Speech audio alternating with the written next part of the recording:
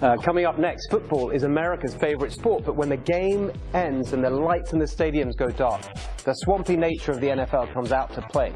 We expose their secrets next.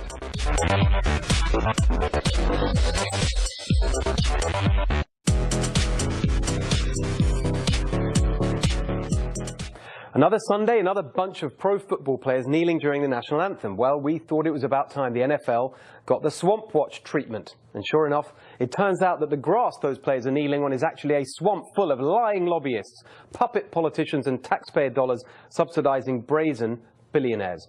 The National Football League is tonight's Swamp Watch.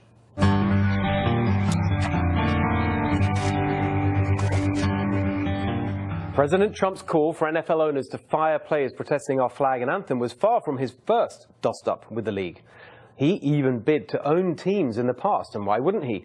Owning a pro football team is a total cash cow, especially when you can send a bill for your biggest expense to taxpayers who struggle to afford a seat, even in the nosebleed section where they pay more than $10 for a beer.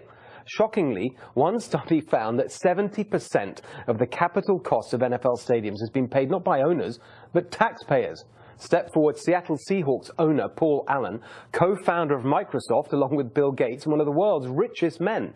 He got Washington state residents to pay $390 million of the $560 million cost for his stadium. I guess that's why he's one of the world's richest men. He gets taxpayers to subsidize his hobbies. Just like Minnesota Vikings owner Zygmunt Wilf, the state legislature handed over $506 million from taxpayers towards his new stadium, even though the state was facing a billion-dollar budget deficit. Then there's New Orleans, which has one of the country's highest poverty rates. But that didn't stop Saints owner Tom Benson from taking a cool billion, that's right, $1 billion in taxpayer money to build Mercedes-Benz Stadium. These subsidies dwarf the rental fees that teams pay and are basically just gifts to owners. So let's get this straight. We help pay for billionaires' fancy stadiums, and then they keep almost all the profits from tickets, parking, beer, and hot dogs. They charge an average of $85 for a non-premium seat. You can forget about a pricey premium seat, and another $30 for parking. Want to take your family of four to watch the Cowboys play the Packers? You're looking at what, maybe $450. Good luck with that when half of American workers earn less than $850 a week, especially after the state pilfers your taxes to help out poor billionaire owners with their expenses. And it's not just construction costs your tax dollars go to. Louisiana Governor Bobby Jindal, who likes to portray himself as a frugal, cost-cutting conservative, sends the New Orleans Saints $6 million a year in so-called inducement payments, just to convince the team not to move. I'm sure you'd like an inducement payment to literally do nothing. In fact, politicians are so generous with your money that the Saints are one of 12 teams that have actually turned a profit on stadium subsidies alone. Yes, they received more money than it cost to build their facilities. I know. How the hell does that work? Only in the public sector.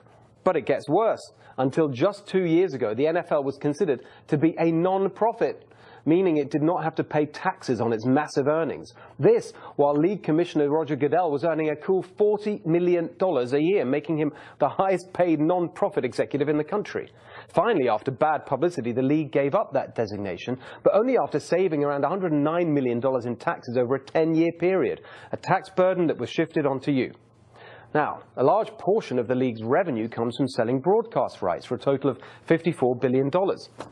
To negotiate as one entity on behalf of 32 teams, the federal government gives the NFL an antitrust waiver, protecting it from the type of lawsuits that Microsoft faced in the 90s. Being a legal monopoly has allowed the league to cut a lucrative deal with DirecTV. The only way you can watch every game is by forking out a hefty $70 a month.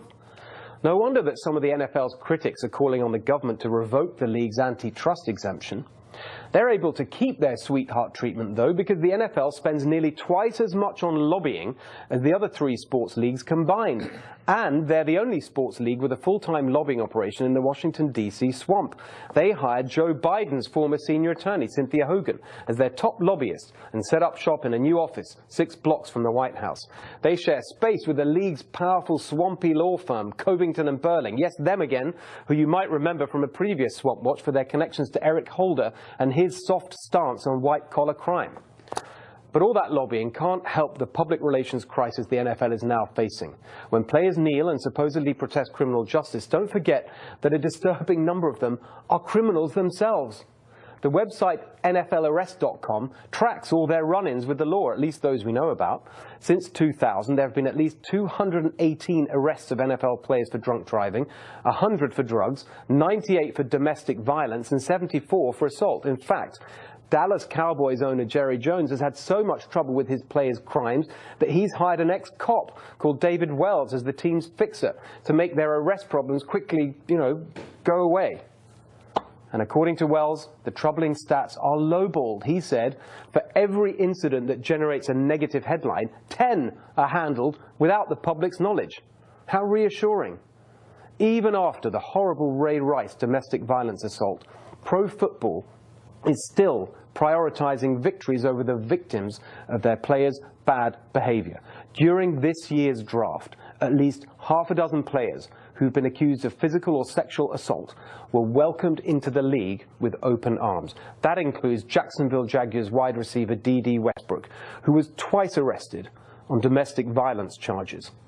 So, although Donald Trump never managed to buy an NFL team, with the league experiencing a public relations crisis, more focus on its swampy ways, and now a ratings plummet, it may well be the president who has the last laugh.